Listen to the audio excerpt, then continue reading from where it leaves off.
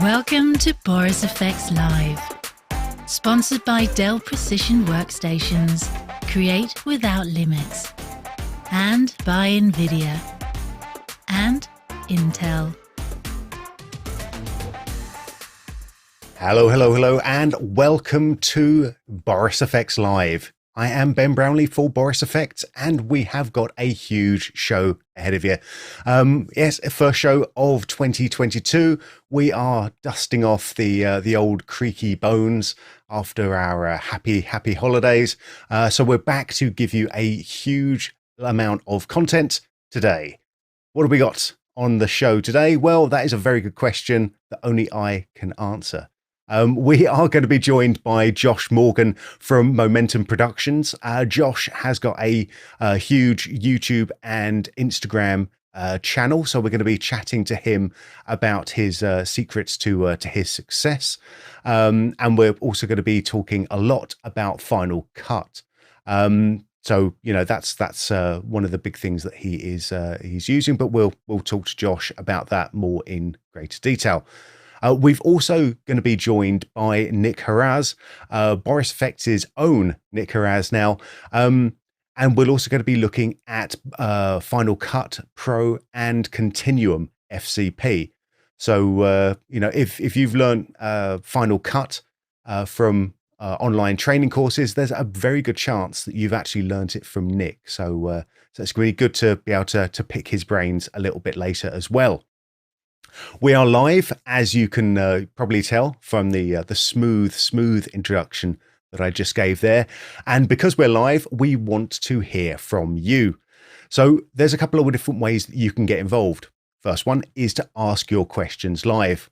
How do you do that, Ben? I hear you ask. Well, if you have a look at the chat box to the right-hand side, if you're watching either on YouTube or on borisfxlive.com, you'll be able to type in your little questions there, and we will do our very best to answer them.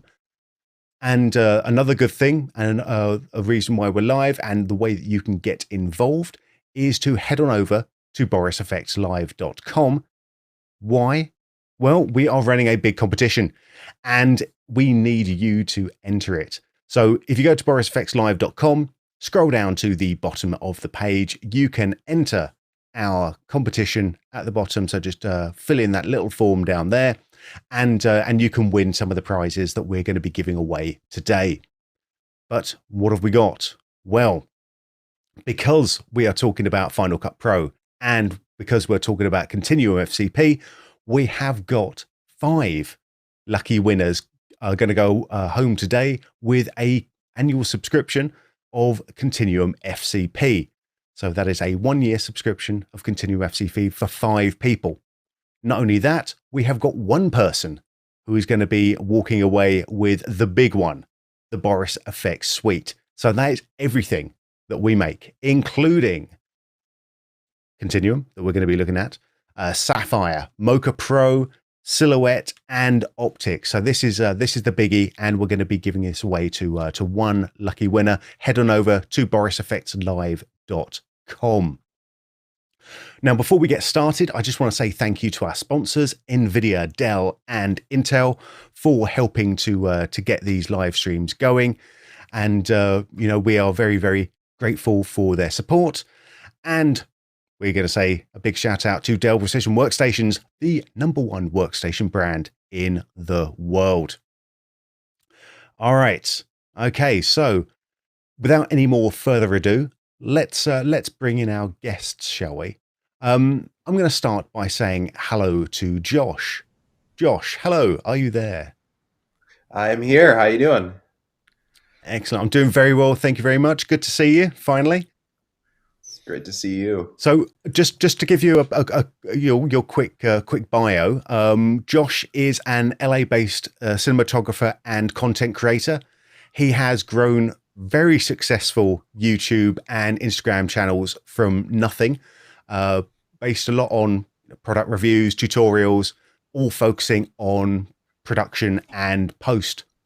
We're gonna talk a little bit about your past, but you know, you're Boris FX Continuum fan, back from the old Vegas days. and now a now Final Cut user as well. I am, yeah. Yeah, I was. I missed a few things, but hit me. No, you hit it right on the spot. I mean, Sony Vegas was such an incredible software, and I think it was like it's the most underrated software in my opinion. So when I was on PC, the first thing that I looked for after I installed Sony Vegas was how can I make this software better? Is there anything out there that can allow me to access effects really easily, really quickly? And I did a quick Google search, and Boris Effects came up. And I was like, all right, I got to try this out. So I was able to install Boris Effects, and yeah, that just like started my whole journey into just learning what else video editing software can do for me. And yeah, eventually I transitioned over to Mac, downloaded Final Cut, started using Final Cut, and then Boris Effects popped up again. So I installed Boris Effects for Final Cut, and I've been extremely happy. Excellent. Well, we'll come back a little bit and chat to you. I just want to bring in the other guest as well, who's going to be here. Nick. Nick, are you on the line? I think so. Am I? Yes, I am. He is. That is. He is. Look at that. Positive. I am on the line. It's great to be here, Ben. And by the way, also great to see you again, Josh. Nick. Thanks, man. Great to see you. Yeah. So Nick, you've just joined us at Boris Effects as well. Yes. which is wonderful to have you here. And you're taking care of Continuum for Final Cut. Can you tell us a little bit about that? Yes. Well, I am here and going to be guiding some of the marketing towards Final Cut and its future inside of Continuum. And what I'm doing here in the live stream is I'll be showing a few of the things that are already existing inside of Final Cut. And Ben, I don't want to give away all of the little sneak peeks, but we do have a little bit of an update to any of you who are using Final Cut on something that you can join a little bit later on. And I'm really excited to share that with everyone and hopefully have a collective dialogue with the community. What a lovely tease you gave us. I know, right? All right. I didn't say too much, did I? It's very good. Nope, just enough. Just enough. So yeah, people hang around for Nick talking about what might be coming up with Final Cut. All right. Well, I'm going to see you in a second, Nick. We're going to transition back over to Josh now. I've got like a ton of questions already. Remember, if you've got your questions that you want to ask Josh, type them up in the chat, and we will definitely get to them. But I think probably the first place that I want to start with is like how you started out. You know, when actually did you first start to realize that filming was something you enjoyed, or video was something you enjoyed? So it was back in high school, and I was also a big fan of like building little gas scooters and pocket bikes. And at the time, like those types of like micro mobility, ways of transportation were really popular, like GoPeds, mopeds, and this was before Google owned YouTube. So things were way different back then. And yeah, I was constantly researching on the internet, like how to take apart these engines, how to put them back together. And I realized that there's a lot of written articles, but there's not a lot of video tutorials showing people how to take apart these engines and doing all this stuff. So I was like, okay, this is what I'm going to do. I'm just going to study two-stroke engines as much as I can, and then I'm going to just try and make things easier for people and upload video tutorials on YouTube. I just wanted to see what it was like. And I was like 15, 14 at the time. So I had a little Sony CyberShot camera, really tiny camera. It was like 480p resolution at best. And I just started making like these tutorial videos on YouTube showing people how to take apart two-stroke engines, put them back together, how to soup them up, make them faster. And then my channel started gaining traction. And by gaining traction, I mean, I got like 200 subscribers within like the first 5 or 6 months. But for me at the time, that was like a lot, because I was like, whoa, how is this actually gaining traction? And one of my 2-stroke tutorial videos hit like 300,000 views, or yeah, was it three? I think it was around 300,000 views within the first year. And I was like, whoa, I'm like 15 at the time. I'm like, whoa, okay, this is pretty cool. And this was before you could really monetize your channel. So I was just doing this for fun at the time. So yeah, that's how I started doing like video production, I should say. Like I just started straight off doing tutorials and just showing people. But at the time I didn't have any lighting equipment, microphone equipment, or anything like that. It was just like a 480p Cybershot camera. That's it. That's what got me started. I know. I think that's that's amazing. That's what, it's quite easy to forget that, when you're starting out, you don't need all the bells and whistles right from the get-go. Actually, one of the things that I've noticed a lot in people who have been successful, they didn't hang around for the perfect piece of equipment. They took what they could get and made something, and that seems to be like a very, very common thread. Yeah, I think, well, let me actually, I was about to get ahead of myself. I'm going to come back to talk equipment a little bit later, because I think that's actually really important. But like taking that a little bit further, you've obviously gone past making videos about 2-stroke engines. Where did that actually lead you? Where did that lead you after high school? Okay, so I graduated high school. I'm about like 17, 18 at the time. And my cousin actually got me this job teaching kids, like 5, 6-year-old kids, how to make like little, music videos or anything, little things like that, how to make cool like claymation, stop motion animation. At the time, I didn't know too much about it, but I was interested in videography and doing all this type of stuff at the time. So I got hired at the job. I told them I had, mild experience with cameras and editing, and they actually had a blue screen stage, which was really cool. So these kids would come to the studio. We would make a whole like party, like birthday party for them, and shoot a music video at the same time. And I was just shooting like on a little Canon camcorder in front of this blue screen, and we had an editor. And I was like, okay, wow, this is actually starting to be a lot of fun for me. I want to see what else there is out there to do. So I did that job on and off for about a year and a half. And, it covered the bills, so to speak. I was able to afford like a better camera, an A7S Mark I, and like a 24-70 Zeiss lens. So that was like one of my first like pro camera setups. And I was like, okay, I want to start making more money. How do I become better? How do I progress from here? So I went on Google, and I live in Los Angeles. So I was like, okay, maybe since I live in Los Angeles, it should be pretty easy to find like some sort of mentor or a client. Maybe I can barter with them. They could advise me on how to run a business, and I could give them free like video production work. So I came across this one life coach slash dating coach who lived in Marina Del Rey at the time. And I emailed him, and I was like, hey man, I noticed you have a YouTube channel and you do a lot of dating advice videos. And I was really interested in helping you produce better content. So that way you can focus on just producing, the advice and stuff like that. And I'll handle the production side. So he said, yeah, let's give it a shot. So I worked as an intern for about 6 months for him. And after 6 months, he was like, Josh, I'm going to start paying you $500 a month as a retainer. And I was like, okay, let's do it. And together we teamed up, and we started producing better content for his YouTube channel. And while he was building his YouTube channel, he was teaching me tips on keywords, what specific keywords gain traction, and how to actually, he's the one who taught me all about clickbait.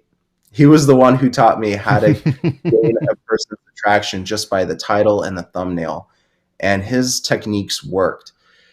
And he also taught me how to be better in front of the camera, how to present myself better. And that just increased my confidence. So at the time I was like, okay, if this guy can do it, then I can build my own YouTube channel and really start, you know, pushing out content. So he started slowly paying me more every month. And then I started saving up more. And then I started buying more camera equipment. Sony a7R III I bought after, and I started, you know, saving up, you know, microphone equipment, lighting equipment. And that's how it actually started becoming a business for me. Yeah, I think that's actually really interesting. It's like you found a mentor in the dark arts of exactly. You know, Yeah. because so this was at a time where YouTube was monetized again, because it's quite easy for people to forget that that wasn't always the case. Exactly, there was a lot of time where you couldn't make money off the internet in a traditional sort of way, or in production sort of way. Exactly. I mean, yeah, you hit it right on the nail. I mean, it's literally when that happened, when I started working with that life coach, that's, I think, you know, 2 or 3 years after Google started monetizing YouTube videos. So it was a pretty wild experience. Like, I never realized how people can make money off the internet. My parents never realized how people can make money off the internet. I was supposed to be an engineer like my father. And sooner or later I moved out, and they were like, how is this guy affording this? Like, how can he move out? They just don't understand like how the internet makes money for people. So I think we're living in an amazing time right now where people can just be like, you know what? I'm going to just be on my own. I'm going to start my own business and, you know, do everything through the internet, make my money through I think it's a great opportunity for everybody to just, you know, try something different. And yeah, I mean, it's a very cool ride. You know, I'm still on the roller coaster, but it's a very cool ride. Like coming back to the YouTube channel, then, like you've grown that organically from nothing. And that's not an easy path to hoe at all. I mean, we're looking at your channel right now, but oh yeah. So it's so what got my channel actually the traction was GlideCam tutorials. So before gimbals, electronic gimbals were a thing, glide cams were super popular. You know, Devin Supertramp, he made them extremely popular. Yeah, that was me. That was me. But yeah, this is one of the videos that actually gave people faith in the content that I was making. And glide cams were a pain to use if you didn't know like how to balance it, or you know where you should position your hands and stuff like that. So, you know, similar to my two-stroke engine tutorial videos, I was like, okay, you know, using glide cams are very difficult. Let me make tutorials to show people how to use them properly. And I was actually wowed by the reaction that I got from the audience. They're like, wow, this guy made this extremely simple. So I was like, awesome. Okay, I'm going to start making a lot more tutorials on this. So I started producing a lot of GlideCam manual stabilizer tutorial videos, and people really took to them and liked them. So I kept going. I've now put 2 and 2 together and realized that you're the one who taught me how to balance my GlideCam and set up my Mavic Pro. So thanks for that. That's nice. Anytime. That's really good. All right. We'll talk about that. We'll talk about that later. Sure. I mean, I think you've kind of answered where I was sort of going to go, which was like deciding about what sort of content that you make, what sort of content you pursue. But actually, I mean, can you talk a little bit more about that, because you've got a mix of stuff on your channel. Yeah. So it started off as tutorial videos, then review videos, and I noticed that review videos don't do nearly as well as tutorial videos because I still think YouTube is the #1 platform for learning. I think it's the best resource for learning ever. You can learn anything you want.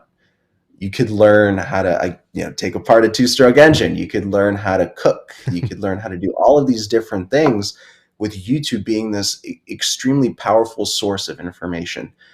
So looking back, I realized how powerful tutorial videos are, and they still are, especially in the filmmaking community. People just want to learn how to do things. They want to learn how to be better. I'm still one of those people, obviously. I still look up tutorials on YouTube on how to be more efficient with my setups and how to color grade better, how to just do different video effects. So I think tutorials really are the key to how to make anybody better. And I think that's the content that got me in the space and is keeping me in the space. And I'm going to start producing more tutorials again in the future for my YouTube channel. That sounds like a really good a good plan. Like, and you're also working with a lot of different brands as well. Yeah. Both with with a lot of the hardware and of the photo equipment gear. Exactly. I mean, I actually have a very interesting story, on that. Oh, please hit me with it, and then we'll come back to me. Yeah. So when I started producing these Mavic Pro tutorials, I had a connection with DJI, and they actually offered me to move to, I think it was Hong Kong or Shenzhen in China. And I was going to live there for a little bit, interning for DJI. And obviously that plan fell through. There was just, some things that just didn't work out logistically, but DJI was probably one of the biggest brands that I've personally worked with, and MSI. And I think because of that experience that I had and that potential of doing all these different things, I was like, okay, we got to push this content. And then I started working with other brands like Zhiyun, another very popular and powerful gimbal manufacturer, Aperture, Godox, like all of these different companies. And they started realizing, like, yeah, people watch videos on YouTube. So brands started reaching out and to different creators. And I think it's just such a good space. YouTube is just such an excellent space. I kind of backtracked, but yeah, that's what I wanted to say about that. No, I think that's important, because I think I'd like to hear yours, because I think, how important do you think the role of YouTube is introducing people to new gear and new software? Obviously, I acknowledge the awkwardness of asking this on a YouTube live stream, but I think it's an interesting topic. Yeah, all of my gear purchases have been influenced through YouTube. Everything. I have to look at comparison videos. I have to look at low light videos. Unfortunately, though, because of YouTube's compression, if you really want to see real test videos, you have to go on Vimeo. But YouTube was just like, the comment section. If you want to know what other people are thinking, and you want to know like the majority of what people want to buy, you go in the comment section immediately. And that's like another incredible source of information that YouTube provides, is just a lot of user feedback. And I think that's the most important part whenever you make a purchasing decision and you're just unsure if this is what's going to satisfy your filming needs or production needs. Look at the comments, look at what people are saying. Forums are another great source, but I think YouTube, the comment section is a forum in a sense, Yep. So I think that's another great source of information, and that's honestly what influenced me a lot and a lot of my purchasing decisions. Yeah, I think you're definitely not alone in this room of two. Both of us fall into that same trap. well, it's not even a trap. It's actually, it's an amazing resource, especially as we can't go out and easily see, equipment at trade shows or, that sort of thing anymore. It's an invaluable resource, I think. And it also helps to sort of get you aware of other brands that you might not possibly be aware of at the time, like smaller brands who are doing interesting and inventive stuff. I mean, have you worked with any of those types of brands? Yeah, there was one brand is I'm trying to remember the name. It's called Varanus, and Varanus is like a type of lizard, and they're a company based out in Poland, and they make motorized sliders.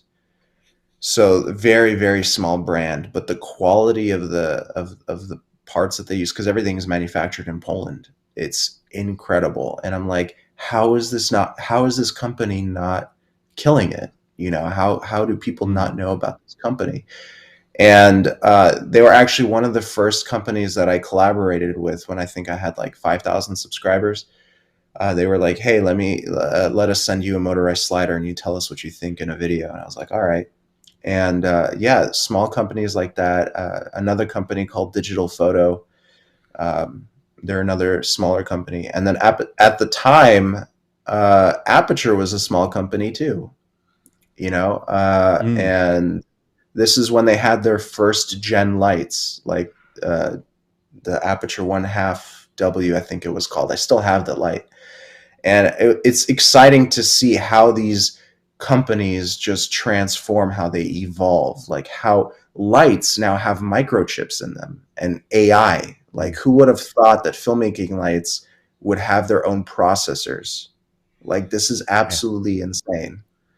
So it's crazy to see how lights are now becoming as popular or as interesting as cameras are. They honestly are. Like, I'm obsessed with lights, especially ones that are RGB and different color temperatures and such. So yeah, I mean, these small companies are starting to understand like the importance of, YouTube. And I honestly, I was blessed to actually see a lot of these smaller companies blossom into like this incredible company. That's great. That's great. That's really, really interesting. I think I've got like a ton of other questions myself. Yeah. I think we need to take a quick break now, just to give away some stuff. But if you'll hang around for a bit more, I've got lots more of in-depth probing questions. We're gonna start playing hardball in the second half. All right. Of course. So we'll take a little moment now just to give away some stuff. And the way you get to join in the competition for stuff is to head on over to borisfxlive.com, and then you just scroll down to the bottom of the page, add all of your details down into there, and you will be entered with a chance to win. Why else would you want to go to Boris FX Live? Well, of course, you can join in the chat. If you're watching on YouTube, you have a chat and you've got a lovely button. It looks like a thumbs up. Your thumbs up might be gray at the moment. If you just press it with your left mouse button, that turns blue. Then YouTube does some magical stuff. We don't know what it does, but apparently that's where the magic is stored. The magic is stored in that blue thumb. So we need to see that blue thumb if you don't mind. It costs you nothing. It helps us out a lot. So with that in mind, let's give away some stuff. Here we go. We have got 5 lucky winners today are going to be getting Continuum FCP, an annual subscription with a $195 value. And 1 lucky winner is going to be walking away with the Boris FX suite. So that's everything that we make, including Continuum, that we're going to be seeing a little bit later on in the stream, and Sapphire, Mocha Pro, Silhouette, and of course, Optics. So let's see who our first lucky winner is going to be. obviously in Mission Control, we have a drum roll. And our first drum roll is going to Sarah Sleeth. Sarah, congratulations on being our first winner for an annual subscription of Continuum FCP. Excellent. We still have 4 more winners coming up during this stream. All right. Oh, my goodness. They've Mission Control has thrown me a curveball here. Congratulations, Daniel Hubbard. You are today's second lucky winner of the annual subscription of Continuum FCP. Well done, Daniel. Congratulations to both of you, Sarah and Daniel. We will be in touch with your prize. We know where you are. We know who you are, which is very lucky because we can now send you your license. All right. Coming up a little bit later in the show, we've still got Nick Haraz, who is going to be joining us to be talking through Continuum FCP and sharing a bit of very, very special secret news as well. So that's all coming up a little bit later. So join me and Nick Haraz for a bit of Continuum FCP. All right. Before we get into that, I want to turn back to Josh again. Josh Morgan is joining us from Momentum Productions, a hugely successful YouTube channel and an Instagram channel. I want to talk a little bit about Instagram a little bit later because I don't understand it and I would like to understand it more. So thank you for still being with us, Josh. It's been really fun so far. Yeah, it's great. I want to take us in a slightly different direction now, and I want to sort of start back when people are first starting out, and actually just talking about social media here, and what opportunities does social media provide for people who are just starting out, or maybe even just thinking about starting out on their career. What's really interesting is that Instagram has now become a digital resume. And I noticed that from my last job, I worked a 9-to-5 for a commercial DP, and they found me through a Connect, a brand that I was working with, but they checked me out via Instagram. So all of this, it's incredible. Like, paper resumes are honestly, they're a thing of the past. What does social media tell brands about you? It tells them whether or not you're sane. That's the big one. 2, what your content looks like. Do you produce good content, or are you just posting pictures of you with your friends at the bar? So social media is just such an incredible tool for brands and for companies to see who you really are, because social media is like, how do I say this? Instagram specifically, it's kind of like what's going on in here that you're putting out into the universe. So I think that's extremely important, and that's something a resume can't really show people. I'm not saying resumes aren't important; they're still extremely important. But if you have a social media page that shows examples of your work, Instagram is one of them. It increases your chances of you getting noticed. And on top of that, Instagram is just an incredibly user-friendly platform. So for somebody who doesn't really know how to use their phone too well, or people that are just not tech savvy, all you have to do on Instagram is just scroll and tap. There's really nothing unique. So it just makes it incredibly easy for people of any age to look and see what you're all about. So I think that's what social media provides us, and I think it's very important to have that. Everybody should have an Instagram page. Where do you stand on the balance between actually posting stuff live when you're on a shoot versus something a little bit more more polished and a bit more of a finished result? I mean, is there a balance to that, or are you just posting what you like? There's 100% balance. I made a promise to myself that I would never release something that doesn't, attempt to show people how to do something. I think I still do tutorials on Instagram. I do 1-minute tutorials on Instagram, like how to use a green screen, how to create these cool effects. Like I have a 1-minute tutorial showing people how to do that cool Beetlejuice head spin effect. So I was able to take like tutorials that would take probably 12 or 15 minutes on YouTube, and I compressed it down to 1 minute. So that's how I was able to build traction on my Instagram. And when it comes down to like that polished result and stuff like that, I noticed that people love behind the scenes videos. So I try to keep, some footage raw and then some footage fully edited. For example, I did one tutorial of a sky replacement. So I took, in California, all we have is like blue skies. It's basically a blue screen.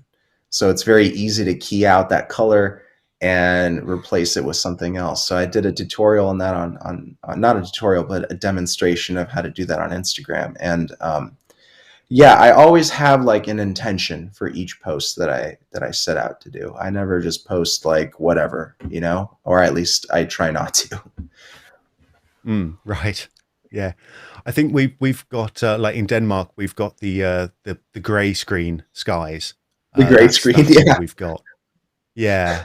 So it's a little bit difficult to key that one. Yeah, I mean, that's definitely. It's a big filter market. Yeah. I want to bring Nick in on this, if that's all right. Oh yeah, that'd be because cool. I think we've been ignoring Nick, and I feel actually quite guilty. Nick, are you still there?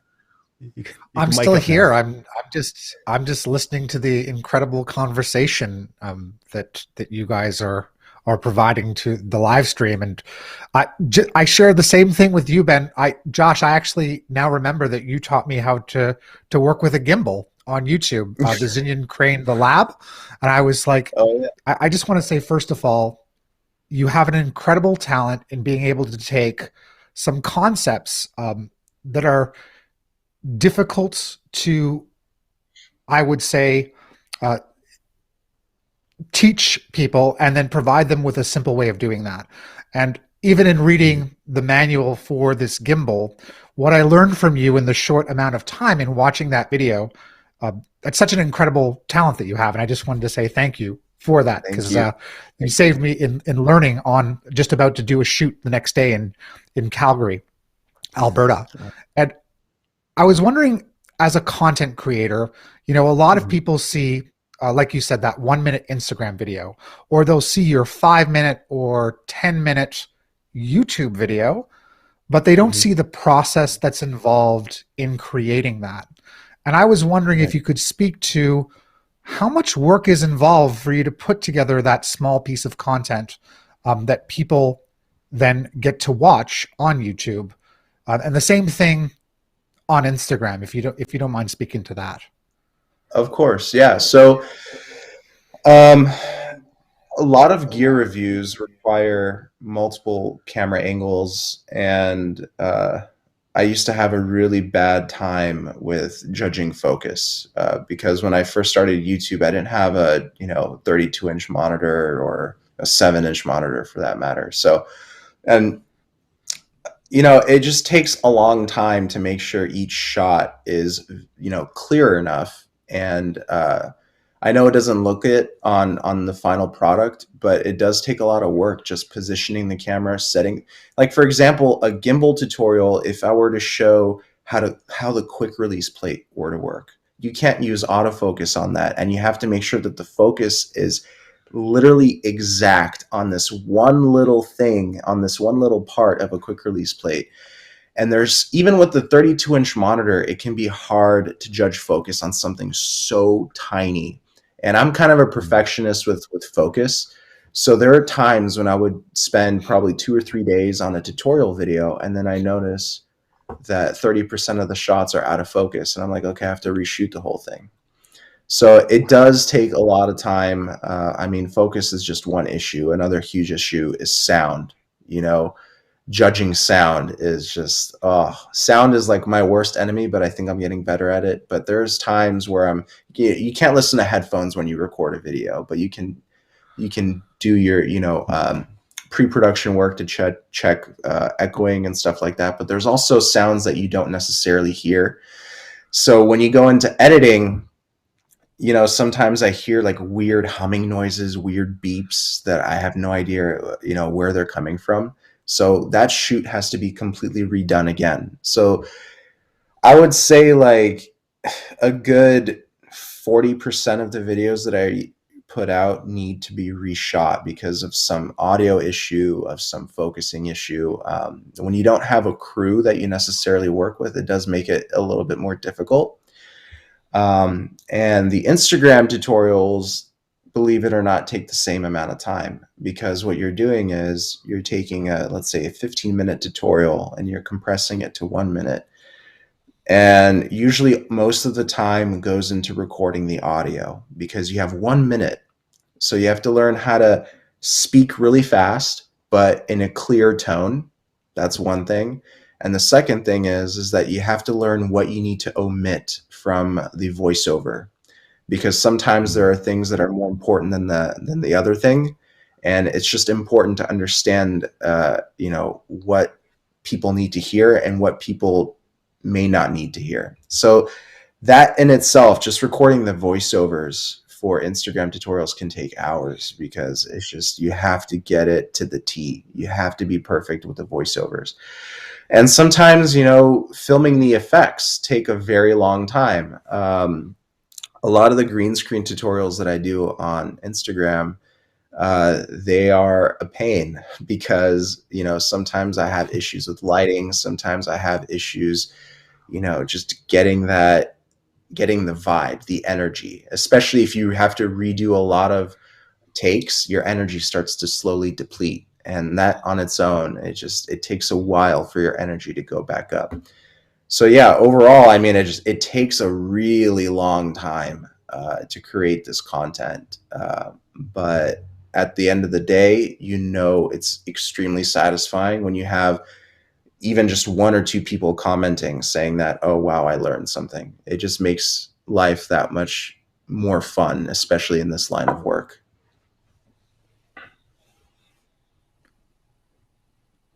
Wow, it's amazing just to hear some of those stories and that you've just shared about how much time and effort you put into these products. And I'm sure, Ben, you could also chime in here. Having a bunch of videos on Boris FX and putting together some of that content where we see a 5 or 16-minute product, but the amount of effort. Not to mention, I'm very happy that you shared the same thing that goes on with me with the amount of reshoots that you might potentially have to do once you think you might have something already wrapped or in the can. And just as a follow-up question, are you the only person shooting these videos, or do you have a crew that you work with, or are you a one-man band? I'm a one-man band. I try to get, if I ever have like a YouTube friend, in LA visiting, we always try to meet up and shoot together as much as we can. I'm trying to start visiting more of my YouTube friends this year, just so we can get work done together, because just by having another camera person it makes life so much easier. Having a crew is just fantastic, even if it's just one more person. But if I don't have a camera person, I rely solely on my 360 cam to capture that, third eye view. But yeah, it's mainly solo. Cool. Yeah, I think that you hit the nail on the head there. I mean, if you're just trying to do everything yourself, then there's a lot of stuff that can easily sort of slip by you the first time. Just having a second set of eyes, or just someone who you can watch and see if they make a mistake, that's absolutely invaluable. Exactly. I mean, your talk about sound has actually touched hit quite a nerve in chat. There's a lot of a lot of comments going on about, about sound and how important that actually is. Mhm. Are there any sound plugins that you use to help to clean up audio? As of right now, I don't, but I should be using it. Sometimes I use audio compressors. I have my Final Cut open right here. But I don't, to be honest, I'm not that experienced in sound. I need to learn. That's what YouTube is for, right? So I need to learn more about exactly what I was going to say. yeah. So it's like, yeah, I need to learn more about sound, and I actually enrolled in a college course for Ableton Live, which is music production software. So I'm starting to learn more about sound because sound is its own universe. So that's really, really what I'm looking forward to doing. Yeah, I like that. I like I the think applause. That was funny. Yeah. Mission Control also enjoys sound design. Apparently, all right. Thank you. Yeah.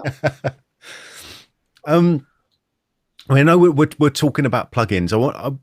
I'm going to have one more question about gear. Then I think we should start to talk a little bit about software and plugins. Cool.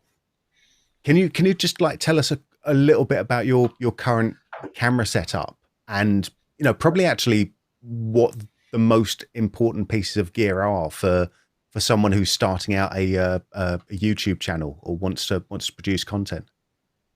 Cool. So yeah, my main camera right now is a Sony a7S Mark III and a Sigma 24-70 Art 2.8.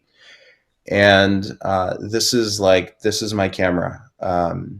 And I use it for everything. I think it honestly outperforms every task that I put forward to it. So it has more features than I need. It has, just everything that I really want, especially because I like to mess around with color. Like sometimes I'm wearing a blue shirt and I want it to be green. It's very easy to key out and change these colors with this A7S Mark III.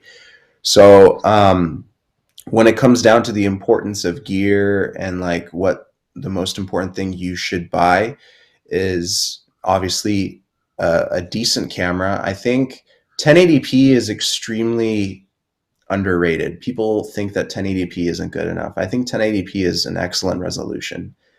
Most videos on YouTube are still 1080p. A lot of households don't even have 1080p cameras, screens, TVs.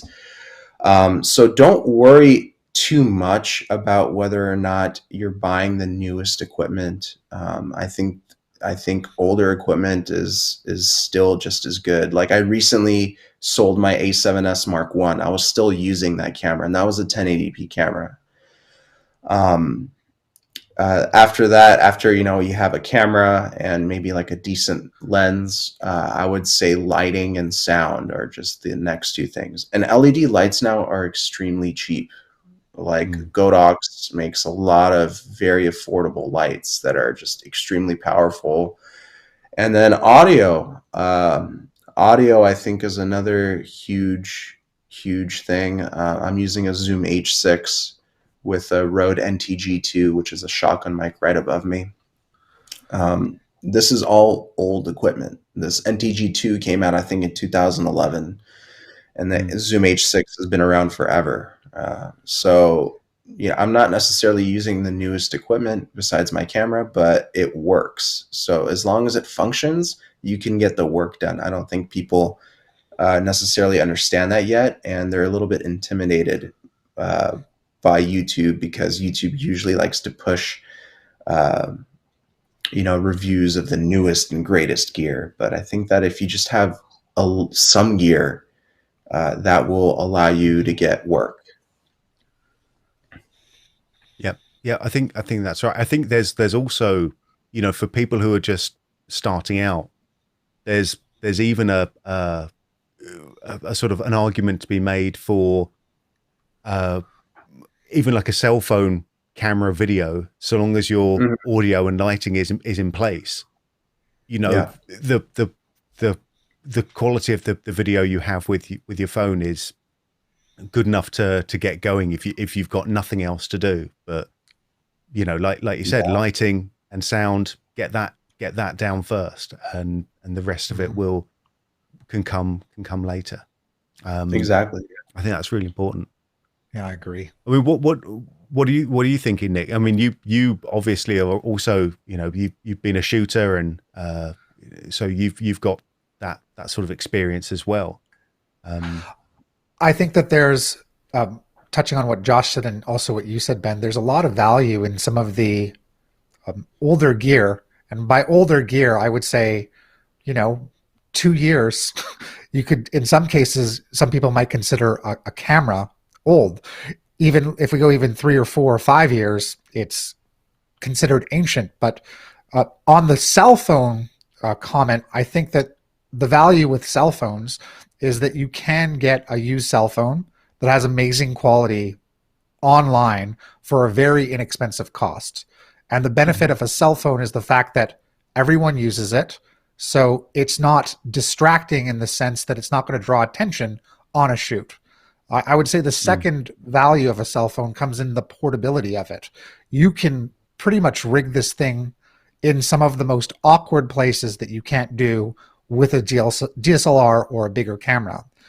To Josh's point, I think also that some cameras that are 1080 also have incredible value, and you could go on eBay or even Facebook Marketplace and find a relatively inexpensive used camera and get a whole bunch of bang for your buck, especially if you are only putting out content through social media. You don't necessarily need 4K or 8K, especially after that compression happens on these channels. Yeah. Yeah, those are great tips. Yeah. Yeah. I think so. Well, I think I'd like to do a quick pivot, if we can, over to software a little bit. I mean, probably the first and most straightforward question is Josh, what software are you using right now? So right now I'm using the latest version of Final Cut Pro 10, and I do have Boris FX Continuum on it. Interesting. That almost seemed like a softball. That was actually. I don't know. All right, let's dive into Final Cut Pro a little bit more then. I mean, why did you choose Final Cut Pro? You said you were using Vegas previously. What sort of made you make the move?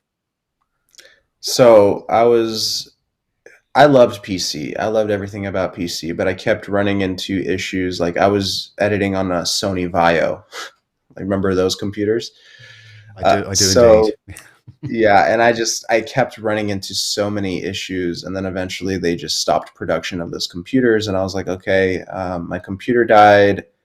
I like PC, but I think it's time to try something new. So I switched over to the dark side, which is Mac, and I really loved how easy everything is on Mac OS.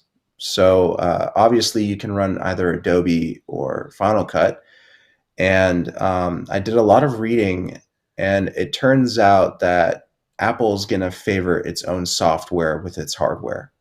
It's going to use the most out of its RAM, the most out of its GPUs, especially with the new M1s that came out. So I was like, you know what? I'm going to give Final Cut Pro a try. And I'll also sign up to an Adobe trial just to see how Premiere Pro works. And after working with both softwares, I realized that Final Cut was just so much easier for me to use and more reliable in a sense. But it was also missing a lot of features like motion tracking and color grading. But eventually Apple was like, okay, we're going to beef up our color grading and we're going to add motion tracking, and they did that with the latest version of Final Cut. So I just stuck with Final Cut because it's just been extremely reliable. It's very user-friendly. I mean, I think a 6-year-old could pick up Final Cut and just start editing, to be honest. And it renders extremely fast. And I just, especially with the new like M1 Max MacBook Pros, I have no lag time, even when editing like A7S3 footage, slow motion footage, which was a pain before. Right now, it just edits everything so smoothly, and everything is done in real time. Even if I layer and stack the clips on top of each other with effects, it just runs smoothly. So I've just been very happy with Final Cut for those reasons. I mean, when you're using Final Cut, do you ever have to dive into Motion, or do you use Final Cut exclusively? I just use Final Cut. Yeah, I mean, I was thinking about using Motion, but I dove more into After Effects than Motion, Right. but I don't really use After Effects anymore. But because we have motion tracking in Final Cut Pro now, I've just been using that software, and I've been very happy with it. Mm. Well, let's talk about Continuum a little bit. I mean, you said at the start, Mhm. that you found Continuum when you were working with Vegas. Yeah. I mean, talk a little bit more about Continuum and what your impressions were, and actually, what you first started using it for. I'm always very interested in that. So Vegas days, Sony Vegas days, Boris FX had an excellent keying plugin for chroma keying. And I loved messing around with blue screens, green screens. I think those things are just so magical, and any editor will agree that green screens, blue screens, and bright screens are magical. And at the time, Sony Vegas had a really poor chroma keying engine. I think that's what it was called. And it didn't key out the green as well as I wanted it to. And then Boris FX, when I think it was BCC 8 for Sony Vegas, or BCC 6, I think it was. I tested out the chroma keying, and it worked super well. And it gave me a lot more features than what Sony Vegas did, like spill suppression, feathering, all of that stuff that just Vegas didn't really do a good job of. And I still use the BCC chroma keying plugin for a lot of my newer videos too, because I think it does perform better than most of the other plugins that I use for chroma keying. And yeah, I think that's just my favorite part about Boris effects. That's one of them. And then another one would be the anamorphic lens flares and diffusion effects. I think those are probably my favorites. Mm. Well, I think Primat Studio is obviously that's the big boy chroma keying plugin now, which sort of we'll chat about that a little bit more. And I think Nick, you're gonna maybe talk about diffusion later on as well. He's not going to talk about anything. In fact, he's either muted himself or Brian's muted him. I did. I muted myself. I was. So that's good. I'm going to talk a little bit about diffusion effect and a few other effects in Continuum. And just to add, I was curious, Josh, you meant. He's got one sound effect, and he's going to just drive it into the ground. It's better than the one little golf clap. Definitely. I was curious, you were talking about Continuum, but I wanted to also go on the Final Cut route. You had mentioned some of the things that Final Cut added to their system. So the fact that color correction being added and your choice for color correction effects, the object tracker that just got released in the latest version of Final Cut.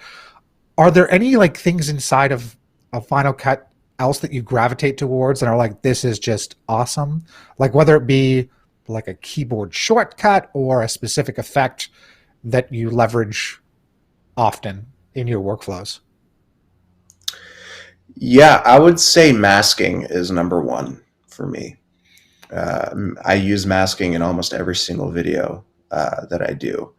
And one of the things that Final Cut is really missing is motion tracking with masks. So, because when you have to keyframe and just move the mask frame by frame, it's very, it gets pretty tedious. But yeah, I would say masking is like super, super used in Final Cut Pro for me. I think it's a great tool. So that's what I rely on a lot. And obviously, color correction is I'm not the best color corrector. I'll say that right now, but I think that Final Cut has a really easy color correction panel that's just easy to use because everything is just right there. If you want to do a shape mask or a color mask, it's just really easy to just do all that right then and there. Yeah, they have some pretty great masking tools inside of the software. Well, Yeah. I mean, with the object tracker right now that with all effects, you have either an ellipse-based mask or a square mask that you can use in a variety of different ways.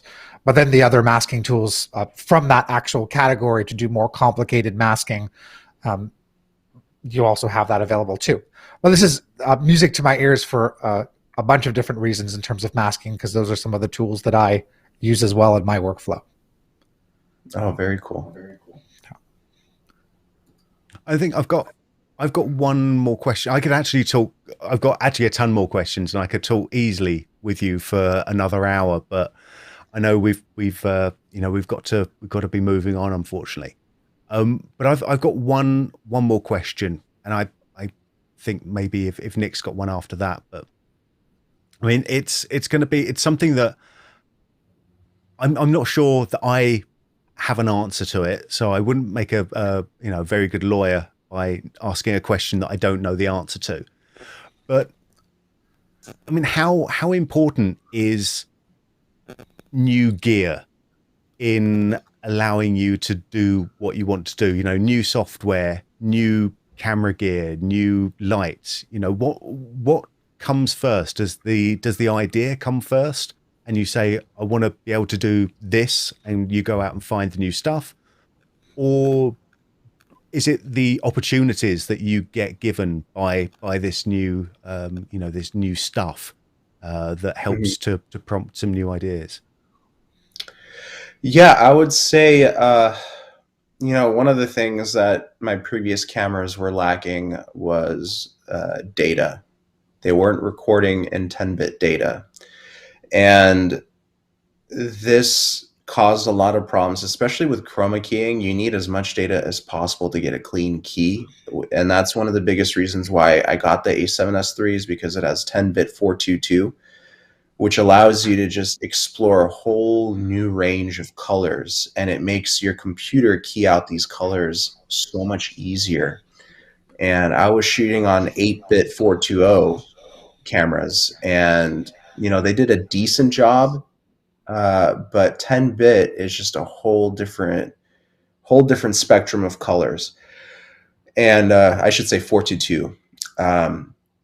But yeah, that's the number one reason why I bought the A7S III. And as a video maker, a videographer, content creator, however you want to call yourself, before you invest in equipment, you just have to ask yourself, are you really going to use all of its features? Are you really going to use its specs to its fullest potential? If you're not, then save your money for something else, because your current equipment could be doing the job for you without you even realizing it. So it does take a lot of thinking before you buy new equipment. And when it comes down to software, I think luckily, because I'm with Final Cut, I get free updates every single update. You're not paying really a subscription fee for Final Cut. So I've just been using Final Cut because of just how easy it was. And yeah, that's my 2 cents on that. I would say that equipment is only the best for you if you're using it to its fullest potential. Yeah, I think my full shelves full of stuff. Agree with your point. Some things you might you want, but you might not need, and it's they're constant reminders of bad decisions. Should I sell them? Probably. Would that teach me a lesson? Probably not. All right. I think Nick, do you have any last things for Josh? No, I'm not at the moment. I wanted to thank Josh again for sharing so much like wealth of information in terms of the stuff that you contribute to YouTube and my learning and Ben's learning, and not to mention 90+ people's learning. It's amazing what you put out there, and absolutely. Just also your insight into Final Cut and knowing that you utilize that as your tool for putting together some amazing content. Thank you so much, guys. Like your whole team is just a big inspiration. I really love what Boris FX is doing, and these lives, I'm sure, is just helping a ton of people. So thank you guys for doing what you're doing too. Thanks very much. Josh, where can people find you?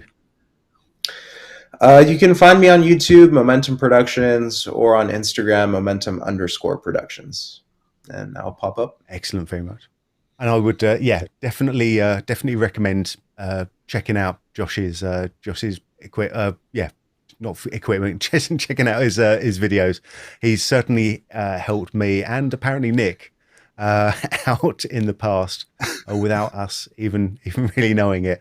So no, thanks Josh. It's been really great to talk to you, and hopefully we can do this again.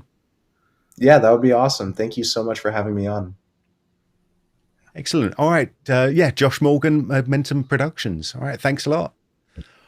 Well, let's take a little break now before we head over and talk a little bit more with Nick and look at Continuum FCP and a bit of Final Cut. Plus, he's promised to drop some secret knowledge on us today.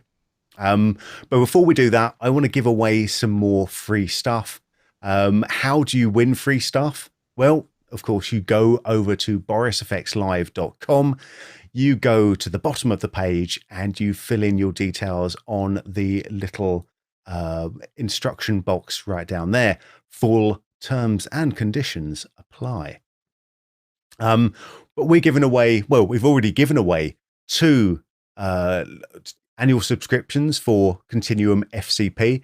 We've got 3 more subscriptions to give away.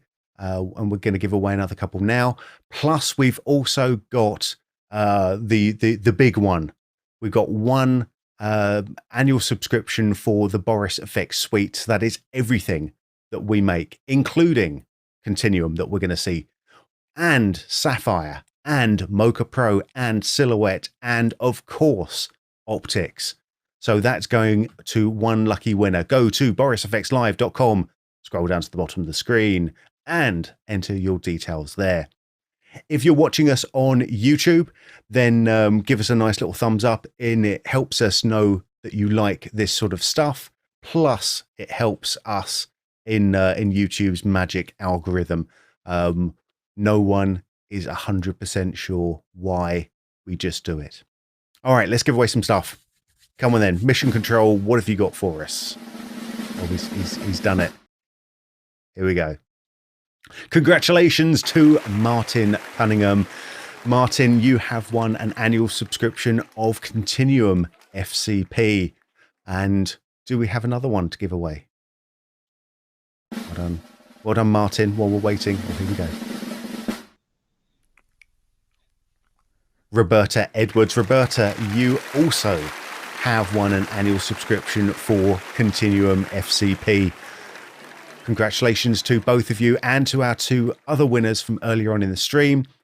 We still have more prizes to give away. We will be in contact with all of the winners over the next couple of days to let you know how to claim your prize. All right, without any more further ado, let's head on over to talk with Nick Haraz, because everyone's been talking Continuum FCP this, Continuum FCP that, winning lots of subscriptions, buying lots of Continuum licenses. What's all this Continuum that people have been talking about? Well, this is a great question, Ben. I think, first of all, Continuum for FCP was released last year, and it includes several plugins that you can use right away right now inside of Final Cut that are all GPU accelerated. And there's quite a lot of wealth within this group of plugins. And in fact, we'll show you guys a few of these just in the next few minutes. And the next part of this story, I think, happens to be the fact that Continuum for FCP happens to be growing. And while I won't tell you what it's growing into right now, we value your feedback. We are curious what you guys already think of the existing Final Cut, the Continuum inside of Final Cut right now, not to mention what the future of Continuum Final Cut is going to look like. So I wanted to let everyone know, and I think Ben, about something on our website, which is in the next little while, we will be introducing a public beta for Final Cut and the new version of Continuum. I was expecting a sound effect there. I know, me too. I was like, we've been let down. There you go. Yeah, so I don't know if we have the wow effect has gone on vacation. Yeah. Do we have that little? I mean, we were looking at the Final Cut webpage. Do we have that little the detail that's been added there? Oh, there we go. So in case anyone's asking, I will put this up later today as well about the beta that will be coming out shortly. You can find out more information about when that drops by simply filling in your name and your email on our website.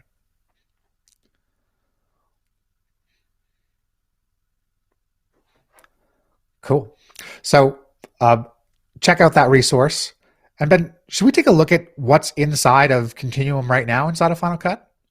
I think that seems like a very, very good idea. Actually, no, let's not do that. Let's just stop the stream now. No, let's stop. No, okay, no. Okay. You've convinced me. You've convinced me. Let's take a look at Continuum FCP. Let's give this a little spin. Yeah. So I'm going to hop in here. I'm going to start screen sharing. This is the nice smooth bit that we practice. Oh, we practice it all the time. Yeah. Can everyone see my Final Cut? Okay. We can indeed. Amazing. So I'm inside of Final Cut, and where all of the actual effects are going to exist is within the effects browser here on the lower left. I just want to let everyone know, we can take a little peek here, that I've done a search for BCC Plus in the lower field here, which only shows me all 90 effects that are inside of Continuum for FCP. That, I repeat, is 90 effects to help you with color correction, diffusion, not to mention stylistic effects that you can use inside of your workflow. I thought we would start off by looking at something which I have started to play around with quite a bit, which is BCC in the BCC Lights category. In fact, this is BCC Plus Light, and I'm going to just drag this onto a clip and then give a definition. And a little trick, for any reason that you wanted to do any object tracking inside of Final Cut right now, one really cool thing is that you can drag effects directly within the viewer and to start the object tracking / masking process if I wanted to limit this effect or a color correction effect to a particular region of the frame. But for now, I'll just drag it onto my clip. And what we see is essentially a gobo, or commonly referred to as a light modifier. And with several Continuum effects, it's good to know that what you see isn't necessarily what you're going to get. And this is definitely the case with BCC Light. Right away, I have on-screen controls where I can move around this light modifier to a specific region of the frame, not to mention top controls here to do some corner pinning, not to mention keyframe that corner pinning to have direct placement of where I want this gobo to be. But where the real fun starts is when you head inside of the Final Cut Inspector over here on the right. And what we'll do is enter the effects editor. Okay, so we'll give it a second to launch, and here we are. And I just want to draw your attention right away to the left-hand side. These are all of the light modifiers that ship with this one of 90 effects. And we can see various patterns / textures that are given to us that we can integrate in any of our shots. And I think there's two things to take away from this. One is that if you are someone that does a lot of on-set production, sometimes carrying around a very heavy light modifier or gobo might add extra setup time that you don't have on a set. And to have access to this inside of post, not to mention a variety of controls, can go a very long way. And the patterns are endless. Now let me just head back to the top here, Ben, and show you that they're also divided into categories. So if you're looking to get familiar with certain type of window gobos, such as the transom category, we can minimize it to that. And on top of this, if we're just looking to see the pattern by itself, in the middle of the effects editor here, we can head over to the right-hand side. Yeah. Hang on a sec. No problem. We have got a little technical issue that only the Final Cut window is actually streaming, not the floating Boris Effects window. So you might have to come out of screen share and then come back again. Yeah. Okay. I want to say thanks to Alex on the chat for pointing that out to us. That was okay, so I have to stop screen sharing.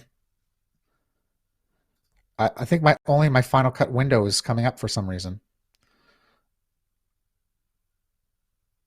Give me 1 sec. Oh, we'll give you more than 1 sec. There we go. We'll have a little chat now. I think just you and me. Just not you, Nick.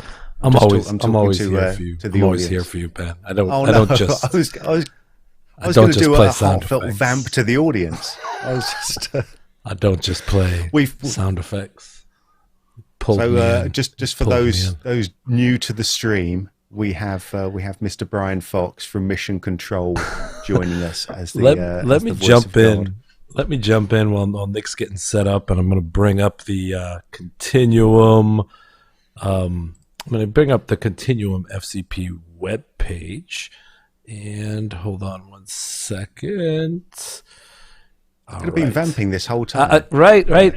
I just wanted to say some questions. So everyone definitely, go to the Continuum FCP page and sign up for the beta. The beta is going to come out very soon in the next couple of weeks. It is totally free.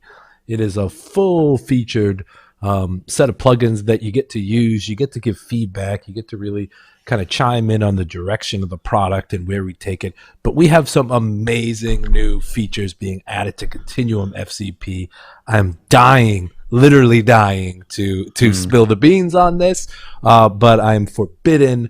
But sign up for the beta and you will get access in the next couple of weeks. Like, we have been doing a lot of fun stuff behind the scenes and adding a lot of new stuff to don't say it. To Continuum FCP. You almost did it. It's totally free too. So 100%, sign up, get the plugins, you get to give feedback. You get access to the beta forums, right? Where there's a whole bunch of other power users sharing tips and tricks, and everybody goes to the forum. So if you've done betas in the past, definitely jump on ours and join. And if you haven't ever joined the beta, I'm sure you will enjoy it. So definitely just go to the product page, which if you go to borisfx.com, click on products and click Continuum FCP. The minute you click on that little pop-up I showed earlier has a form in it, and you can sign up and you'll get notified immediately when the beta starts in the next couple weeks. So that's my pitch. Join the beta, right? Why not? Good pitch. Join the beta. Right. All right, Nick, are you back? I'm back. I promised to show my screen this time, guys. Does that sound good? Does that sound like a deal? It sounds like if you can't keep this promise, Nick, there's going to be oh god. That's right. Let's try. Thank you, Brian. So I've added the effect onto the clip, and let's just rewind this a bit. I've opened the inspector, and I'm going to click this effects editor button, and Ben, just give me the sign of approval that you now see. Oh, look at that. Editor. That's that. There we go. We're in. Yeah, so no need to kind of visualize or try to visualize what I wasn't showing before. We can now see it. Let me draw your attention to the top left or side of the screen where we see all of the various gobo textures. So I'm just clicking on a few of them here.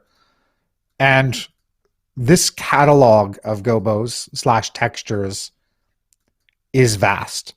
Let me just scroll down a bit.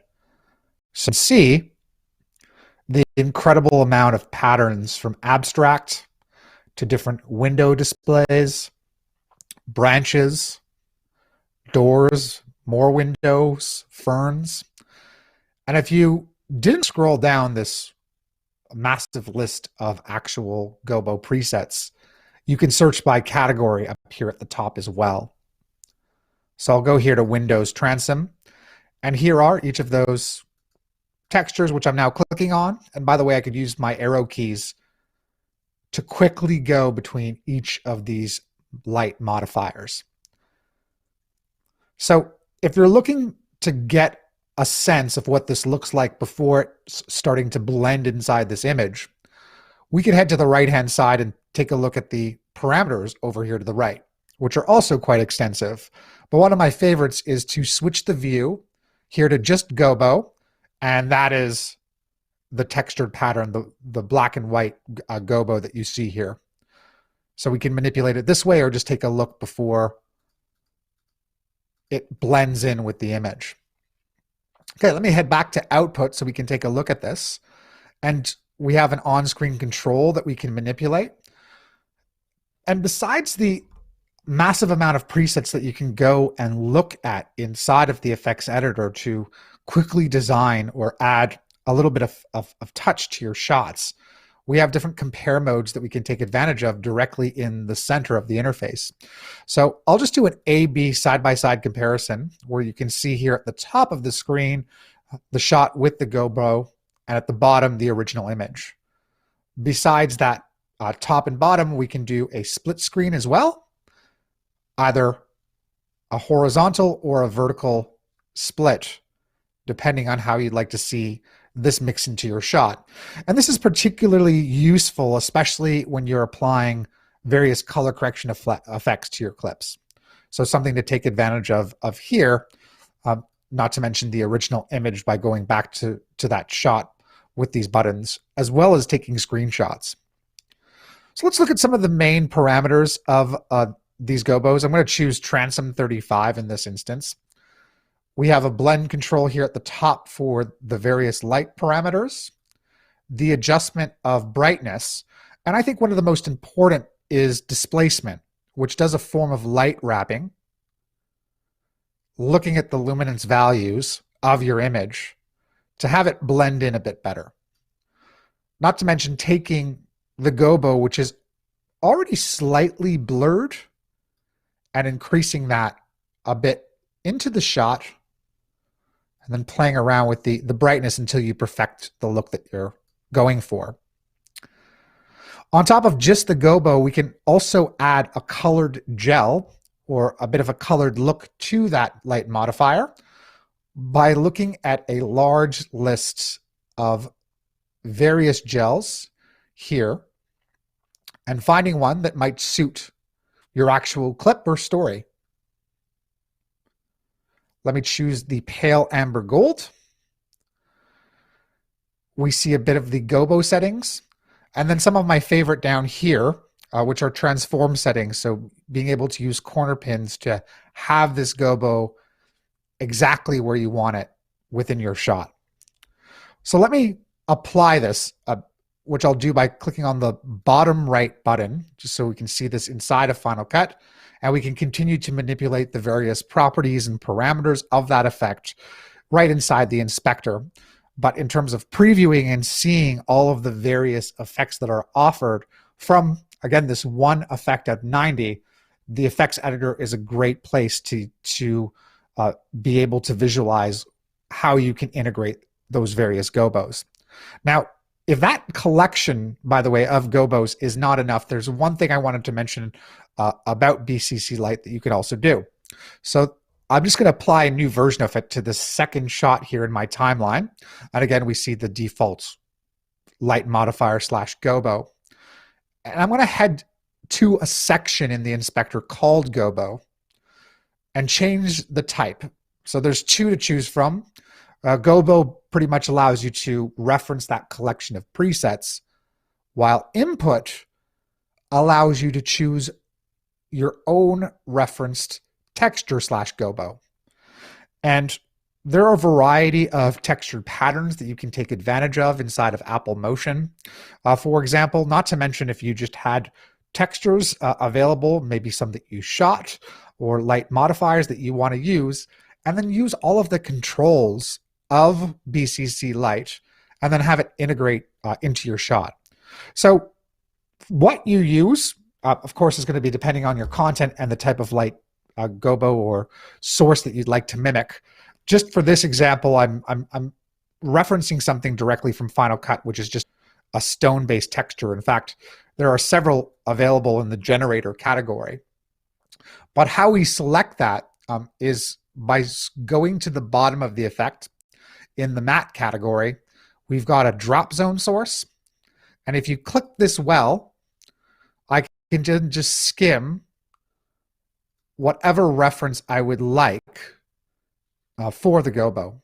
And then once I apply it to the clip, we should start to be able to see that the texture was applied over top. Let me just play around with it just to show you some of the blur values so we can see it a little clearer. Because the blur is set to an automatic value of 10, you might not have been able to see that the texture is now applied on the image, not to mention that we can start to utilize all of the wonderful properties and values inside of BCC Light. What do you think, Ben? Loving it. Loving it. You know that that Light is one of my favorite of the BCC Plus filters. That's awesome. And I have a suspicion you're going to get to my number one in a second. Oh, I don't know if I know what your number one is, but let's go. You'll find out. Let's go down this this route, and let's just see if I land on it. And if I don't, we'll have to get you to call it out, and I'll show it to the audience. That's it. Okay, so what I would like to show right now is I'm actually in the BCC film style category. And there are two effects that I want to mention, but the first one here is BCC Looks. Now, once you skim over this effect, you don't really get a sense for what this specific effect does, but I'll apply it to the clip. I'll see it here inside my inspector.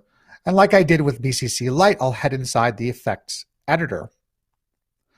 So I wanted to talk for a second about the color correction process in Final Cut. You have a couple different ways of applying color correction looks. And one is to work directly in the color inspector, where you can utilize either one of several color correction processes, depending on what you're comfortable with. So this could be a color board, color wheels, you've got curves, but with all of these examples, you're starting from scratch to build looks. And then you have a variety of looks that are inside of the effects browser, which you can skim over and get a sense for. But to me, in certain cases, especially when working with clients, you want to be able to provide them with a variety of different looks and styles quickly. And in some cases, the more the merrier, especially if the client doesn't know what they actually want for your given production. And to me, this is where looks comes in as one really reliable source. Just see here on the left-hand side the amount of different color correction looks that you can start from. And many of these based on processes with film and video, different styles that just give you a great starting place. And in fact, maybe in certain workflows, they're exactly what you're looking for. There's another element to these that I wanted to mention. And besides the fact that they have your general color correction tools, there are things such as glows and softening that are built in, blurs, not to mention one of my favorite elements in color correction, especially in the digital age, which is adding grain to these shots. So in several of these presets, you'll notice that grain is applied, just giving a lot to your footage. So definitely something to look at and go through the various color correction looks that you can choose from here. And in this case, let's go with a warm look. I'll draw your attention to the right-hand side where we'll see all of the various parameters that you can use. So you've got standard color correction sliders here, but not to mention controls for diffusion, not to mention a color gradient, gels, and then my favorite, which is this lab-based as well as grain processing that you can add to your shots. Don't forget, it's probably worth calling out, Nick, that the grain that's in the BCC looks and the film stocks and actually the film grain filter itself isn't just like an overlaid grain. It's doing something different as well, isn't it? It totally is. In terms of this, the process to give you a more realistic image overall.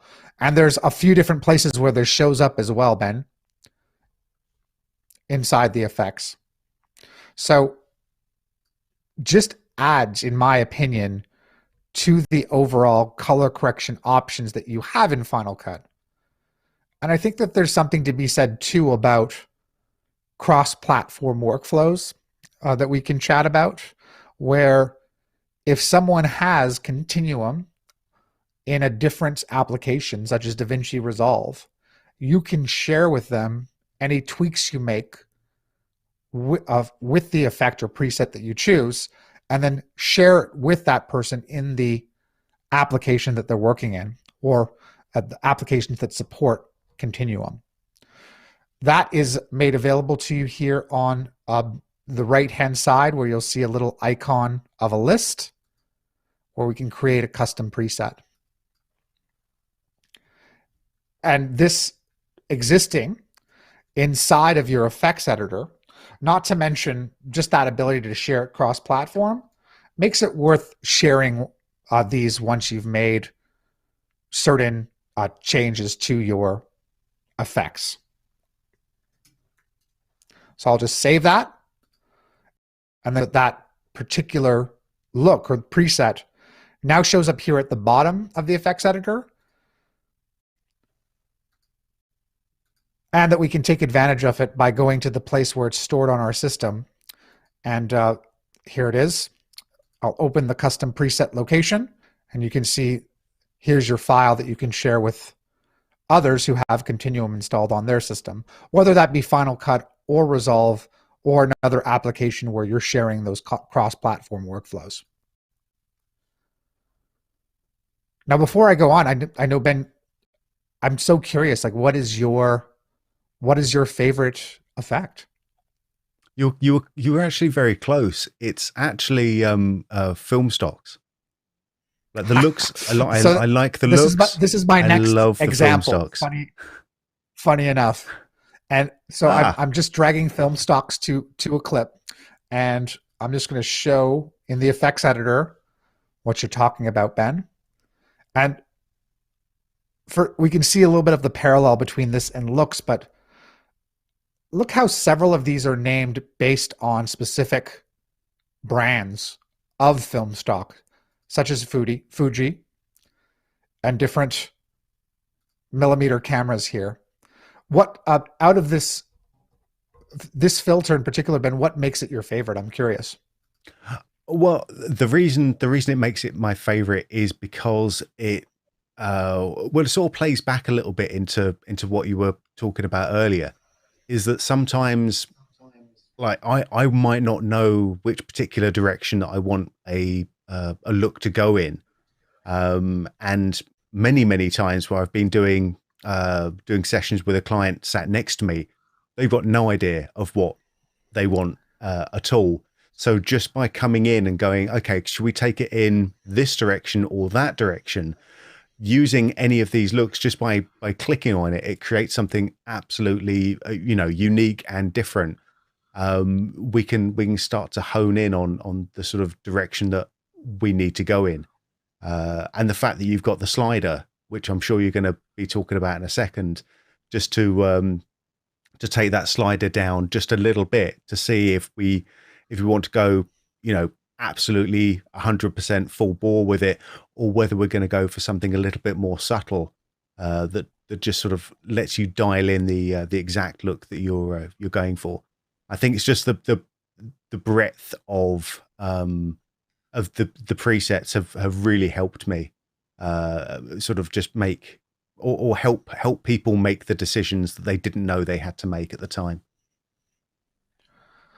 It definitely provides, I couldn't agree with you more, Ben, just in terms of that you allow someone to see a ton of different visual options based on real world stocks, and providing you looks that not only do you have an amazing thumbnail, also showing the image that you're working with right away, but how quickly you can go between these, whether it be in the entire collection of these film stocks or in the all category, or in a specific category like motion picture films.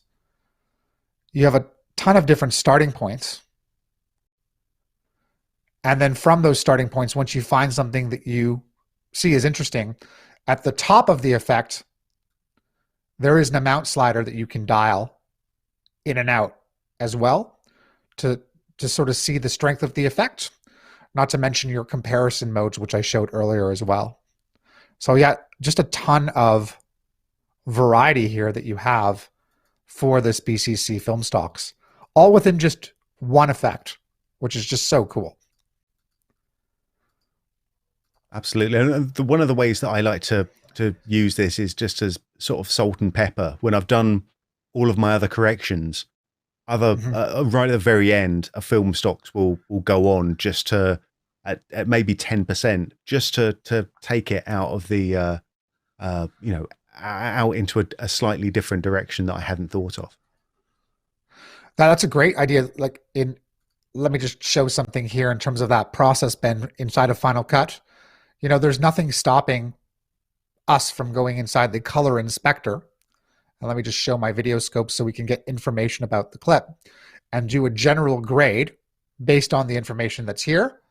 In this case, I'll just choose, this is built in, but a color wheels effect. And maybe what I want to do is just do a general correction in terms of increasing the contrast on the shot. And then maybe after that increase, just do a slight decrease in saturation in the shadows and upping that within the highlights. So once you've done that, your basic grade, and maybe made sure your colors are neutral as a starting point, I'll just pretend that this effect is first in the pipeline.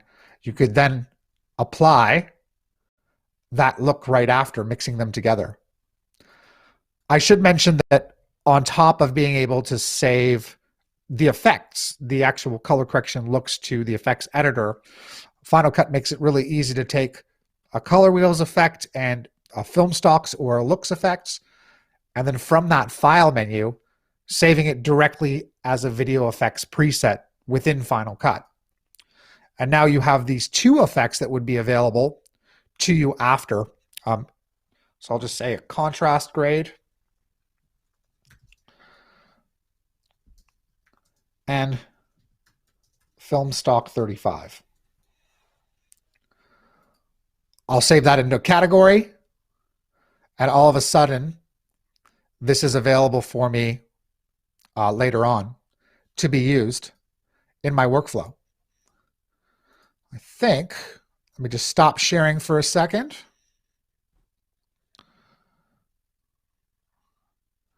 Come back to Final Cut. Oh. Had a little hiccup there with my screen. So anticlimactic. Brian took us to the two shot where I wasn't expecting it, so that was nice.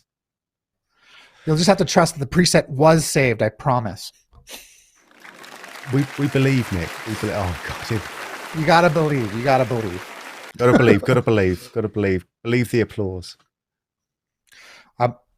Just through my experimenting as well, Ben, I wanted to mention, besides the film stocks, there's also a stylistic film damage look called film grunge, which adds a lot of dust that you can add to make your film look even a little bit more grungy, as called film grunge. So that in some cases works really well with film stock, not to mention if you've already graded your clip ahead of time using classical methods. Yep, agreed. I think there's a very much a good stylistic argument to be made for mucking up an image quite a lot, or even subtly. It just adds a little bit of life sometimes. We're always talking about, and we've spoken to it in this stream before, about cameras getting better, higher resolutions, and yet we spend a lot of time at the end of it coming in and mucking up that image in lots of different and exciting creative ways. I always think that's a little bit interesting, but it is. You pay a lot of money, like for your high-end camera gear. Not to mention that in that process, you're trying to make sure that you have as much information as possible by actually creating a muted look in certain cases, and then be able to take that muted look with that information and then expand it. In some cases, get rid of some of it, and then add a stylistic element to it in post.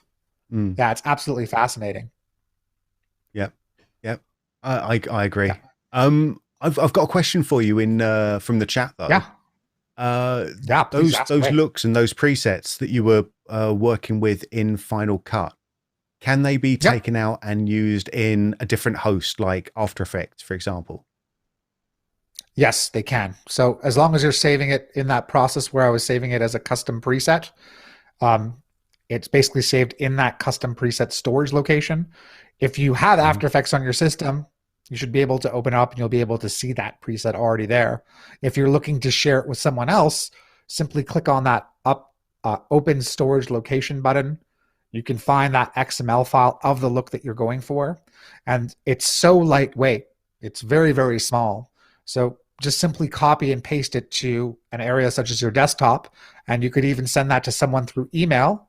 And then on their system, whatever system like After Effects that they're using for their continuum workflow, they can go inside the effects editor, open up that storage location, and then drop that XML in without having to worry about going directly on your system to find it. Just having that button there makes it so easy to basically store your actual presets within your continuum workflow. And I think it also makes for some fascinating workflows if you are in Final Cut and doing your edit, but maybe sending it out to someone for final color correction. You could develop or mock up a series of looks, then save those looks as presets, and then be able to show them what you were thinking and then do your final tweaking in whatever software your heart desires. Yeah, and share these are absolutely tiny files. So any sort of shared network or cloud storage service is going to just lap them up. It takes no time. They're literally kilobytes of in size. They're not they're not big at all. Yeah, cool. Do you have anything else to share with us, or should we give people some more stuff? This is such a great question, Ben. There's always so much to share with the 90 plus effects, but I think that I just wanted to draw that we really just looked at 3 effects. And out of those 3 effects that we've looked at and explored, there are hundreds of presets. So just take that and then think about that there are another 80 plus effects to explore in the existing FCP continuum that are worth exploring, especially some of the winners today and anyone else who is using continuum. So definitely take a look at it. Some of my other favorites, we didn't even talk about lens flares, but Josh mentioned that a bit earlier. There's a whole collection of lens flare presets, not to mention a lens flare editor that you can take advantage of within the actual product. There's a bunch of great diffusion effects. And I love the continuum page, by the way, the FCP page, where you can stop on something like optical filter, and then you can do a little slide across to see the before and after results. So pretty cool. So you can check some of those out, and that large collection of effects that are available to you, such as the lens flares that you guys are showing here. And again, I wanted to mention, I just think it's incredibly exciting to have a public beta coming out to feature some of the new additions that will be coming to Final Cut. And I wish I could say more, but if you want to know more and be able to help us shape the future of plugins that will be useful for your Final Cut workflow, I am number one. Yes, but dying to spill the beans for sure.com. And, but please stay tuned and we'll keep you updated when that beta does come.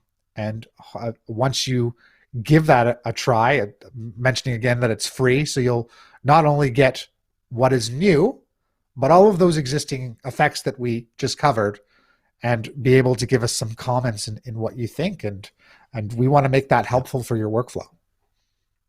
I think that's something that we take very, very seriously, is user feedback and user comments. Sometimes take those to heart a little bit too much and get upset about them. But I think it's actually very valuable to hear what people think of the effects, how they're using the effects, and just overall things that they think maybe could be done better.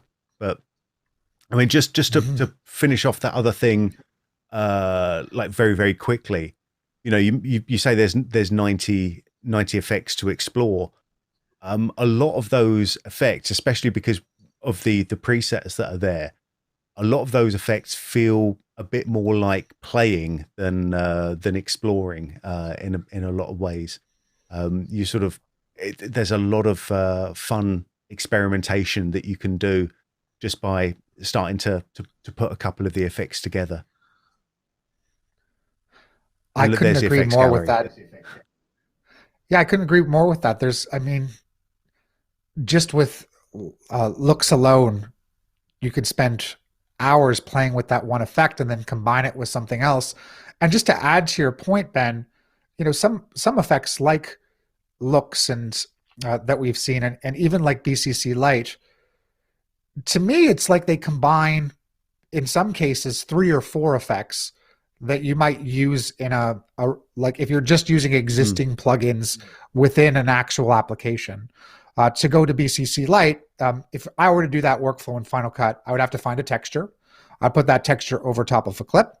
Then I would have to add a blur effect for that texture, not to mention then apply a blend mode.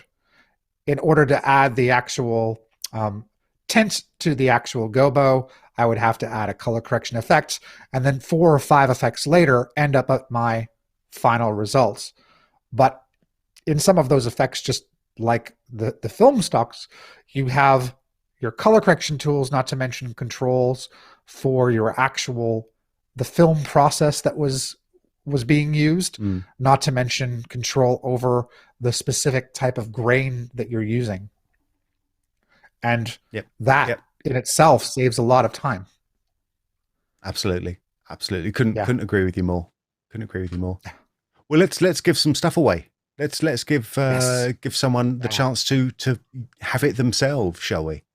And give it a spin. Do you want to do the honors on this one? Because totally we've got one more Final Cut Continuum FCP to give away. So please, Nick. Annual subscription, and the winner is Giulio Abarca. I hope I am pronouncing that correctly. Congratulations for your annual subscription to Continuum FCP. Well done. Congratulations to you. And we've also got the big prize coming up now. The Boris FX Suite. That is everything we make, including, Nick. What are we giving away with the Boris FX Suite? To test. Well, Ben, I think the question. Hey, Ben, sorry, I see how he's doing this. I think the question is, what are we not giving away? Oh, yeah, I think the question is, Nick suddenly gets network problems when he's forced to answer a question. I know. I just I'll see you guys later. I'm dying. I'm literally dying. Oh god. Yeah, Boris FX Suite. What are we not Ryan, giving away? Ryan, you know this one. Let me take it. Let me take it for the young guy. Including the Boris FX Suite, Sapphire, Continuum, Mocha Pro, Silhouette, and Optics. Everything everything we make, multi-host, works in anything on your computer. It is the big boy toys. Everything we do. It is quite the extension of Come on, hit us with go. the drum roll. Hit us with Here the we drum go. roll. And Nick, here we go. This is your moment to shine. And the winner is Lloyd Lathrop. Congratulations for the Boris Effect Suite annual subscription. That's awesome. A gentle golf clap from Denmark over here. Well done, Lloyd. Congratulations on winning the Boris Effect Suite, and congratulations to all of our winners. You will be contacted in the next couple of days. We know who you are. We know where you live. Actually, we don't know where you live. We know your email address, so we'll be in contact by email. Yeah, we've got like a ton of stuff coming up in our next live stream as well. Nick, you obviously know what we're doing in our next live stream as well. I'm not sure. I could have an idea. Is this the monitor one, or am I giving away something else? No, that's you just given away. No, Oh, never Come mind. on, Just don't Brian. listen to Show what us I'm the saying. graphic. Show us the graphic you've created for this one. We've got another good stream coming up in just a couple of weeks. Yeah, This is exciting. There's so much to particle illusion. absolutely. This is one where we're going to be talking with John Dickinson and the famous Alan Lawrence about particle illusion, and how you can start working with fluid dynamics in particle illusion. Something about a free application as well. I couldn't speak to what that's all about. Particle illusion standalone. Whoops. Whoops. Whoops. Let's get rid of that. Brian giving away the whoops. What's that all about? We'll have to cut that out from all of the replays now. So thanks, Brian, for giving me work. Absolutely not. This is going to be a great presentation coming up in a couple of weeks. Yeah, this is going to be a fun one. Everyone out there knows, obviously, PI has an amazing free application. I don't think there's any mystery that we have been updating that free application pretty regularly. So maybe it might be a good guess that that we could be talking about some updates coming to the free application. We might be talking about something else, though. Absolutely. Maybe we reserve the right. You can find. I like Nick's idea about monitors. Let's talk about monitors, right? Just pop that in there. Yeah. You can find out all about our live streams by going to Boris Effects Live and having a little look at the calendar there. We've got a ton of stuff coming out in the next few weeks. It's a lot of fun. If you've enjoyed this live stream, though, be sure to hit the little thumbs up button if you haven't already done it. It helps us out a lot, and it lets us know that you enjoy this sort of content. You don't have to wait 2 weeks for the next live stream. In fact, we have got a very special stream coming up Thursday, which is tomorrow, in fact, at 1 p.m. Eastern Standard Time. This is something new. This is office hours with Mary Poplin. So where Mary's going to be starting off a new series of live streams where she's just going to be exploring different shots in Mocha. But much more importantly, I think this is your chance to actually spend a bit of time with, Mocha Mary, absolutely live, and ask your questions to her. So she's going to be working on some shots, but if you have your own little ideas and problems, then you are going to have the opportunity to ask her about it. As she says, come pick her brain, but gently. And this is not on their main Boris Effects channel. This is on our special Boris Effects Learn channel, where we've got a ton of a series of take Mary off. Take Mary off. You're spoiling everything. Take Ben off. You're spoiling everything. So on the Boris Effects Learn channel, this is where we keep a lot of our bigger, more in-depth series, such as the Mocha Essentials course or creating a Mortal Kombat logo. So stuff where we're going a lot more in depth. We should have some Mocha Infusion courses there, and some silhouette wire removal stuff too. So there's actually a ton of really good in-depth training found at Boris FX Learn. So this is for people who want to go deep and really understand what the software is doing. This is some good stuff. So yeah, tomorrow, Thursday, 1 p.m. Eastern Standard Time, office hours with Mary Poplin. Send her some stuff, and she's gonna have a little look through it. She's going to be doing what she calls a clip clinic, but we all know it's going to be a clip masterclass, because nothing she ever does is just a clinic. All right. I just want to say thank you, everyone, to our guests today. Thank you, Josh Morgan from Momentum Productions. Thank you very much from Nick Haraz for having a little look there. Hey, Nick. Bye now. Hey, man. Thank you, too. Don't forget for being such an amazing host, as always. Well, you know, I can only be who I am. I don't know. And with that little speed bump, I am going to say thanks very much, everyone, for watching us on Boris FX Live. We will be back very soon. If you haven't done so already, hit the subscribe button. If you really want to keep up with the Boris FX Live stuff, also hit the notifications bell as well. But for now, my name is Ben Brownlee for Boris FX, and I will see you again very soon. All right, take care, everyone. Bye for now.